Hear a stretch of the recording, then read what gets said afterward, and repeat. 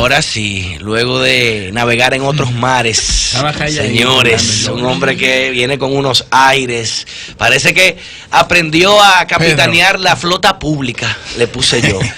Nuestro querido capitán de la nave, Orlando Salvador, Jorge Villegas. Orlando, gracias. Orlando, te estábamos acabando a ti el sábado. No, yo me imagino. Ay, no, mira, cuando Orlando viene como que uno se siente más tranquilo, como que uno sabe que la cosa no había control el sábado pasado. Hay equilibrio cuando viene Orlando. Gracias, señores. Miren, como habíamos comentado al inicio del programa, el mundo realmente está pasando por momentos. Hay gente que le llama de convulsión, yo le llamo que estamos pasando una transición histórica.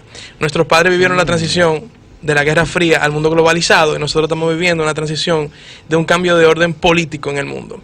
Y otra señal de ese cambio fue la victoria de Andrés Manuel López Obrador el domingo pasado en México, donde arrasó en las elecciones mexicanas, o sea, literalmente arrasó, sacó 52% de votación. Votaron 24 millones de personas, la votación más alta en la historia de México. Y si bien yo no simpatizo con López Obrador, nunca he simpatizado con él, ni creo que nunca lo haré, yo sí creo que su victoria era necesaria en México para seguir apoyando este movimiento de transición política, de orden mundial, donde los movimientos que no son del sistema están ganando auge en algunos países. Orlando, ¿tú crees que es necesario que su esposa elimine la institución, porque es una institución de la primera dama? No, yo creo que, por ejemplo, eso de que de no tener seguridad, de no vivir en Los Pinos, eso es bulto, ¿tú entiendes? Porque y más, una la extensión territorial de México, López Obrador va a poder en un país donde la transición son 6 meses, porque México todo es extremo, o sea, el gobierno dura 6 años, la transición dura 6 meses. Lo pueden matar en 6 meses. Da tiempo para todo. En un país como México, a ese hombre lo pueden matar en 6 meses si usted no anda con seguridad arriba. Y todos los candidatos que mataron como 100 candidatos en todo el proceso electoral de México. Fueron las elecciones más caras en México también, el proceso electoral más caro en México. Pero algo muy importante también de la victoria de López Obrador fue que no solo ganó él, sino su partido, Morena, el Movimiento de la Renovación Nacional. Nuevo, un partido relativamente nuevo, aunque López Obrador, López Obrador viene del sistema. Al PRM. López Obrador viene del sistema porque él militó en el PRI y en el PRD. Él fue candidato como 3 veces. E inclusive algo importante, Orlando, y es que hay una confusión. Yo no veo a López Obrador como un representante genuino de izquierdas. Lo veo más pragmático. Sobre todo, ahora, lo que sí cabe destacar, su discurso era más radical en la primera vez que habló. Claro, porque si hay una gran lección de la victoria de López Obrador en cuanto a él como político, es que López Obrador aprendió de sus errores en los dos procesos anteriores. Y además es otro símbolo de persistencia, porque del 12 años, señores, él esperó para ser presidente. Sí. 12 años. Ahora, 12 años trabajando. Claro, no 12 años esperando que le llevaran un partido y una candidatura presidencial a su casa. O apareciendo 3 meses antes de una campaña a pedir el voto. Pero otro punto importante de López Obrador. Fue trabajando y fajado. Es que el Congreso también es de él. Sí. O sea, él va a gobernar cómodo en México ahora. En la Cámara de Diputados arrasó Morena, arrasó. Y el PRI sacó su peor votación en el Senado de la República. Ahora, López Obrador se añade a otro grupo de políticos o de representantes de la antipolítica tradicional que están gobernando el mundo. Y voy a dar otra señal para que vean por qué estamos viviendo un cambio del orden mundial. Oigan esto, yo le mandé a Pedro. Y decían en México hay PRI para rato. Yo le mandé a Pedro. Para rato, y eso se acabó. Por ahora. Ahora el PRI vuelve a ser gobierno, tú vas a ver, ellos van a volver a ser gobierno. El PRI pero y el por PAN ahora quedaron muy mal parados. Claro, pero por ahora López Obrador se suma al nuevo ciclo de personas que están llegando al poder como representantes de la antipolítica. Yo le mandé a Pedro el otro día un recorte del Wall Street Journal que explicaba cómo Angela Merkel tuvo que ceder su posición. Tuvo que arrodillarse para no perder la coalición. ¿Y en base a qué condición, Orlando? Tuvo que pactar con la derecha y decirle, no, vamos a deportar y vamos a negar refugio a más asilo, a más refugiados. Hoy, la más liberal y derecho humanista. El suplemento de New York Times que trae el listín diario, trae como portada el fin de la crisis migratoria. Y lo que está explicando es básicamente eso. Hace 3 años, Merkel, que era la líder de Europa y ahora no lo es, ella, frontera abierta, que entre todo el mundo, que entre todo el mundo, que entre todo el mundo, que entre todo el mundo. Casi pierde las elecciones ahora, tuvo que forzarme un gobierno, pero en la Unión Europea, como ahora muchos de los países europeos están siendo gobernados por este tipo de personas que son de la antipolítica, por llamarlo de esa manera, o antisistema, por también llamarlo de esa manera, le forzaron el brazo en la Unión Europea y le dijeron, aquí vamos a tener que cerrar y reforzar la frontera otra vez. Entonces, este artículo del New York Times está explicando cómo ya las playas de Grecia no entran inmigrantes. Ya en las de Italia tampoco. Los países en Europa están volviendo a reforzar sus fronteras y doblaron el pulso a la supuesta líder Angela Merkel, que es otra demostración de que usted no puede forzar, señor. El que está bueno no forza. ya su época, ya usted cumplió su periodo, váyase para su casa. No era necesario que usted se religiese en aquel momento, no lo era. Europa no la necesitaba usted.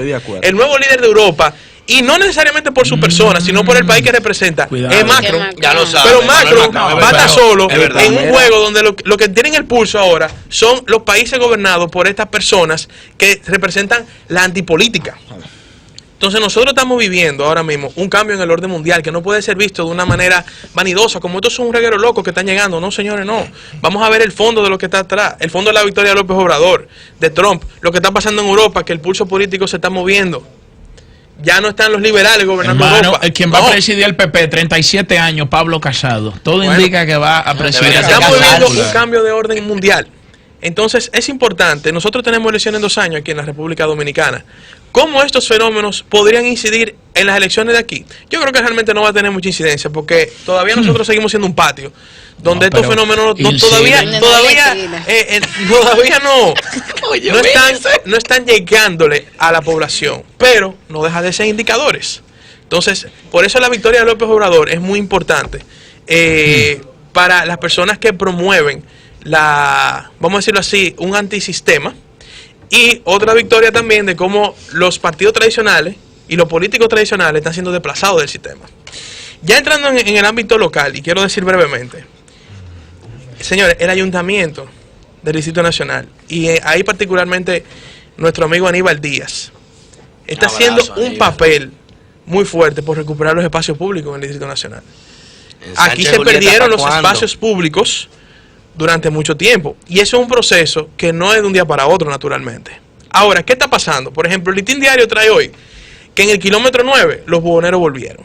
El ayuntamiento hizo un operativo, se sacaron los buhoneros, se pusieron policías municipales y ahora volvieron para atrás. Todo el que ha pasado por el kilómetro 9 sabe que eso es un apocalipsis, un desorden. Guerra de nadie. Entre buhoneros, la guagua, la parada, los carros públicos, eso por ahí es un desorden. Eso es literalmente la representación perfecta de un desorden, el kilómetro 9 de la autopista Duarte. Ahora, que eso lo habíamos hablado aquí una vez, cuando tú vas y sacas un reguero de gente que viven de eso, porque viven de eso, y entonces tú duras un tiempo, ellos van a volver para atrás. Porque eso no solamente pasa con los boneros. Es cuando aquí, por ejemplo, el gobierno también hace proyectos de vivienda. Se lo dan, duran 2 meses fibrando y después quieren volver para atrás, para donde vivían. Y vender ese apartamento que el gobierno le dio. Entonces es un tema cultural del dominicano. Ahora, yo sí creo que primero, obviamente, una falta de respeto, que esta gente vuelvan a ocupar esos espacios públicos, invadiendo el espacio del ciudadano dominicano, que tiene que cruzar pie por ahí también. Y segundo, yo creo que aquí definitivamente, dentro de las soluciones que se le sigan buscando a eso, hay que habilitar una zona para toda esa gente.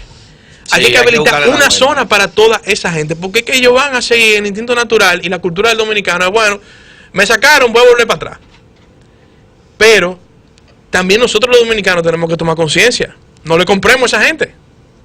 No le compremos, porque le estamos dando el gusto de seguir volviendo a hacer el desorden. Así es. Entonces, si se está haciendo un esfuerzo por recuperar los espacios públicos en la ciudad, y vuelvo y repito, Aníbal Díaz que está llevando esa bandera, y me consta, porque está todos los días tirado en la calle, con unidades, sacando gente de espacios públicos y trabajando en esa parte, y no es fácil porque también tiene pocos recursos. Hay que hacer un esfuerzo conjunto, y aquí también debe de entrar el gobierno central. Hay que crear una zona para reubicar a toda esta gente, una zona comercial que se puede crear perfectamente. Yo creo que, por ejemplo, en Santiago, si mi memoria no me falla, Abel Martínez hizo algo similar.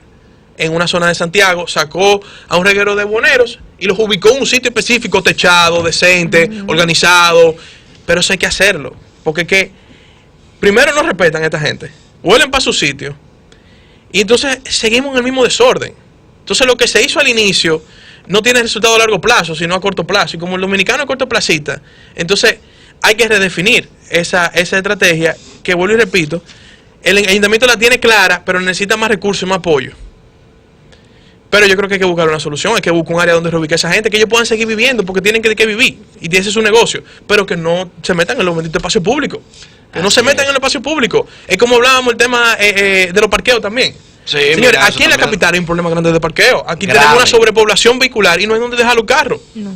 Entonces, por eso también hay tanto congestionamiento y los mismos espacios públicos se ven violados. Claro, porque se parquean en las mismas calles, provocando estos cuellos de botella, donde en las vías que son de 2 o 3 carriles la convierten de un carril. Entonces, aquí hay que redefinir el concepto de espacio público. Ya el ayuntamiento está haciendo su trabajo de orden, pero también hay que buscar la manera de que hasta con el mismo sector privado se creen proyectos para que esta gente ubicarla en una zona donde puedan vender, porque es que no queremos que dejen de vender.